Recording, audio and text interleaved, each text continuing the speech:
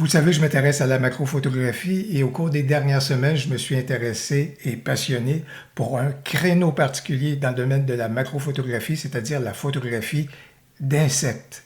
Oh là là là là là là, quel sujet capricieux!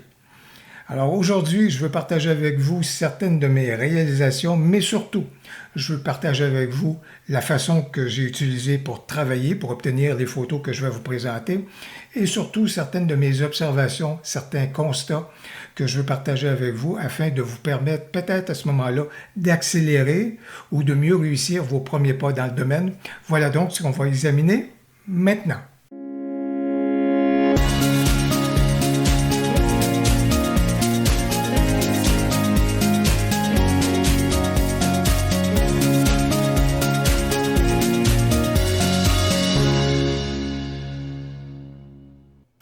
Avant que je vous présente les photos, je veux vous parler de la façon que j'ai travaillé pour capter celles-ci. Au niveau des objectifs macro, je me suis tourné vers les objectifs que je vous ai suggérés dans une vidéo récemment. Des objectifs donc que je considère à prix budget, donc qui peuvent nous permettre de faire nos premiers pas dans le domaine de la macrophotographie, mais comme je vous dis, à un coût modeste. Alors, d'une part, l'objectif Laowa. Ici, c'est le 100 mm, si je ne me trompe pas. Donc, de même que l'objectif TT Artisan, le 60 mm, fort intéressant, ratio 1 pour 1, ratio ici fort intéressant de 2 pour 1, et je me suis également tourné vers les bagues de rallonge. Puisque ce sont deux objectifs qui sont mis au point manuel, voilà donc de la façon que j'ai travaillé. Je dois vous dire qu'en général, ce que je faisais, je choisissais à ce moment-là quel allait être le ratio que je voulais avoir. Est-ce que je voulais travailler à 2 pour 1? Est-ce que je voulais travailler à 1,75 à 1 pour 1, par exemple dans le cas du Laowa? Est-ce que je voulais travailler dans un ratio avec un ratio de 1 pour 1 dans le cas du TT Artisan? D'abord, je faisais mon choix par rapport à tout cela. Ensuite, bienvenue dans le monde merveilleux des petites ouvertures, c'est-à-dire F11, F14, F22, impérativement si on veut avoir le moindrement une certaine profondeur de champ. Troisième élément, bienvenue dans le monde des ISO élevés. 6400, 3200, c'est vraiment la norme. Oui, il y aura du grain, mais on va réduire celui-ci à la retouche parce que au niveau de la lumière, ça nous en prend beaucoup pour qu'on puisse réagir rapidement et assez souvent pour que la lumière traverse tout l'objectif et arrive sur notre capteur. Voilà donc pourquoi on a vraiment besoin de grimper nos ISO. Alors voilà donc la façon que je pouvais donc opérer. Je vous dirais que j'ai vu des choses fort intéressantes, soit dit en passant, si jamais vous regardez d'autres vidéos, il y a quelqu'un aussi qui travaille au flash et il y a bien des photographes qui travaillent au flash pour faire de la macrophotographie d'insectes. Bien entendu, si vous installez votre flash de cette façon-ci, ça ne fonctionnera pas. Même si vous sortez la petite languette juste ici, il faut comprendre que vous n'êtes pas capable d'incliner et d'abaisser donc l'angle de votre flash. La lumière va partir dans cette direction-là, même si vous mettez la petite languette, jamais la lumière va venir atteindre votre sujet qui est fort probablement juste ici. Alors voilà donc pourquoi les professionnels, en tout cas les passionnés au niveau de la macrophotographie, vont avoir un flash qui est devant l'objectif, donc il vient ceinturer l'objectif, ça c'est une façon, mais j'ai même vu aussi quelqu'un qui s'est fait un caisson autour de son flash pour que la lumière qui soit projetée à ce moment-là revienne vers l'avant pour atteindre le sujet. Lorsqu'on travaille au flash, ça nous permet de travailler avec des vitesses moindres. Voilà donc une façon qui est intéressante de travailler au niveau de la macrophotographie d'insectes. Mais pour ma part, à ce moment-là, je ne comptais pas sur le flash du tout. Je travaillais donc plutôt de la façon que je viens juste de vous décrire. Deux éléments que je rajouterais à ma stratégie de prise de photo. Le premier élément, c'est-à-dire privilégier des rafales rapides au niveau de ma prise de photo. Deuxième élément, à partir du moment que j'avais fait la mise au point sur une partie de la fleur, sur une section de la fleur, j'attendais bien sûr l'arrivée d'un insecte. Et là, à partir du moment que l'insecte s'était déposé, ce que je faisais, je ne voulais pas refaire ma mise au point, pas du tout. Je me déplaçais. Et j'allais chercher donc l'insecte et j'allais faire ma mise au point en me déplaçant vers celui-ci. Et assez souvent, ça m'amenait aussi à rafaler en me déplaçant. Alors, dans le lot de photos que j'allais prendre, j'allais avoir de bonnes probabilités d'en avoir quelques-unes qui allaient être bien précises et surtout à l'endroit qui est judicieux sur l'insecte. Faire nos premiers pas dans le domaine de la macrophotographie d'insectes, c'est un apprentissage. Et il y a certaines réalisations qu'on peut faire au début et on peut se dire « Ah, j'ai vraiment bien réussi cette photo-là », comme par exemple celle que vous voyez actuellement, où est-ce que j'ai réussi à capter l'insecte en plein vol. C'est intéressant, on voit les ailes, tout ça. Il y a une certaine précision autour de l'insecte. Mais rapidement, il y a quelque chose qui s'est imposé à mon regard. Et cette photo-ci, elle n'est pas bien réussie, pas du tout, pas du tout, pas du tout. Et là, ici, je ne fais pas juste référence à la netteté. Vous allez voir ce vers quoi je veux cheminer au niveau de mes réflexions. Alors, dans ce cas ici, c'est vraiment peut faire mieux. Encore ici, on pourrait arriver et dire « Oh, quelle précision, quelle netteté, c'est extraordinaire. » Puis c'est vrai que dans les premiers temps, je vous dirais, quand je prenais mes photos, j'étais emballé de voir des détails au niveau des insectes que je n'avais bien entendu jamais observés par le passé. Alors, c'était une découverte. Ce monde-là était une découverte pour moi.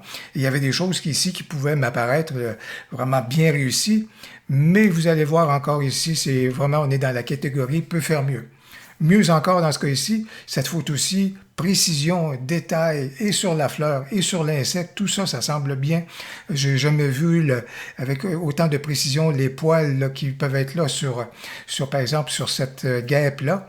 Mais encore ici, vous allez voir, malgré les apparences, on est vraiment dans la catégorie peut faire mieux. En fait, qu'est-ce qui clochait avec les photos que je vous ai présentées jusqu'à maintenant? Elles ont toutes été prises avec une certaine perspective. Alors, l'amélioration importante que j'ai réalisée que je devais faire dans mon processus de prise de photo, c'était pas le matériel, c'était pas la captation, c'était pas les ISO, rien par rapport au matériel, mais tout était dans la perspective, dans la composition de la photo. Alors, ce que je me suis reproché dans mes premières photos, c'est de faire des photos, et là, si je bascule dans un autre sujet qui n'a rien à voir avec les insectes, mais lorsqu'on fait des photos d'oiseaux et qu'on les prend avec notre regard d'adulte, notre regard d'être humain, celui qui est plus en hauteur et qui a donc un regard en plongée vers le sujet, ça nous donne des résultats qui sont comme ceux-ci, qui sont tout à fait ordinaires parce qu'on n'est pas investi dans le monde de notre sujet. Par contre, lorsqu'on s'abaisse à celui-ci, lorsqu'on se met à son niveau, il semble qu'il y a plus d'intimité, il y a plus de proximité avec celui-ci, on comprend mieux le sujet, on voit mieux ses formes, tout cela. Alors, c'est donc la différence entre la perspective de l'être humain qui photographie donc en plongée son sujet. À partir du moment que j'ai retouché mes photos, que je regardais celle-ci, que je trouvais qu'elle manquait de vie, qu'elle manquait d'une certaine, comment je vous dirais, d'une certaine présence au niveau du sujet, voilà donc que j'ai changé mon approche et j'ai surtout changé ma perspective, mon angle de prise de vue et de photo par rapport à mon sujet. Et voilà, la preuve est là. Et à partir de maintenant, j'ai compris une chose quand j'ai commencé à réaliser des photos comme celle-ci, que je devais toujours voir les yeux de l'insecte. Si je parvenais à voir les yeux de l'insecte, c'est-à-dire on était face à face, j'avais non seulement des détails très intéressants, mais à ce moment-là, j'étais vraiment dans son monde. Je venais vraiment d'intégrer son milieu, son univers. Alors, dans ce cas-ci, ça, c'était quelque chose qui était intéressant. Toujours les yeux. Et à partir de ce moment-là, ça a été un monde extraordinaire de découverte. Encore une fois, dans ce cas ici, mise au point sur une section de la fleur et je me déplace et je rafale en même temps que je prends mes photos. Et à un moment donné, dans le lot, bien entendu, il y en a quelques-unes qui vont être bien précises et précises où? Sur l'œil de l'insecte ou sur la tête de l'insecte, comme vous pouvez donc le voir dans ce cas ici. Alors ça, c'était quelque chose qui est vraiment beaucoup mieux réussi et toute la différence avec les photos qu'on peut prendre des insectes, mais vues d'en haut et où est-ce qu'on voit tout simplement leur dos.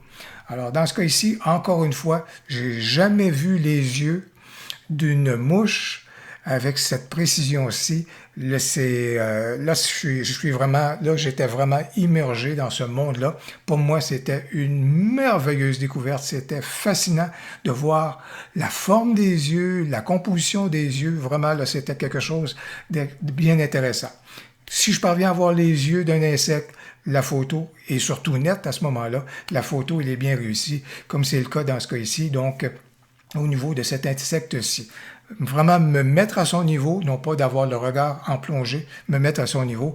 Voilà donc qui était très porteur. Mieux encore dans ce cas ici, c'est une des photos que j'apprécie le plus et lorsque je vois la couleur dans les yeux, la lueur dans les yeux et surtout j'apprécie beaucoup le toupette de poil qui est juste là, qui me rappelle une certaine époque. Ben, c'est vraiment quelque chose qui était fort sympathique. Alors encore une fois, les yeux de l'insecte. Ici, c'est peut-être un peu plus loin que ce que vous avez pu voir jusqu'à maintenant, mais encore une fois, compte tenu que je vois les yeux de l'insecte, oui, je suis en plongée, c'est vrai, mais à tout le moins, dans ce cas ici, je trouve que c'est une perspective qui est intéressante. Encore dans ce cas ici, à ce moment-là, comme vous pouvez donc le voir, on se retrouve donc avec des photos qui, dans mon appréciation à ce moment-là, sont beaucoup mieux réussies que les premières que je vous ai présentées. Et dans ce cas ici également, quelque chose qui est fort intéressant. Encore là, on voit l'œil, on est là, on est à la même hauteur de l'insecte. Donc, bien entendu, il fallait donc que je m'accroupisse et que je travaille de cette façon-là. Encore une fois, mise au point manuel, mais je me déplace avec mon boîtier jusqu'à temps que je vois avec mes aides à la mise au point, que je vois que je suis vraiment ciblé sur l'insecte et à ce moment-là, je vais déclencher des rafales pour aller capter le sujet. Encore dans ce cas ici, quelque chose qui m'apparaît relativement bien réussi. Même si je ne vois pas les yeux dans ce cas ici, j'étais à la bonne hauteur et l'insecte était en action et ça m'apparaît quelque chose qui est bien intéressant. Et au final, dans ce cas ici, vous voyez, encore là, je suis à la même hauteur, je vois les yeux, le sujet est beaucoup plus vivant.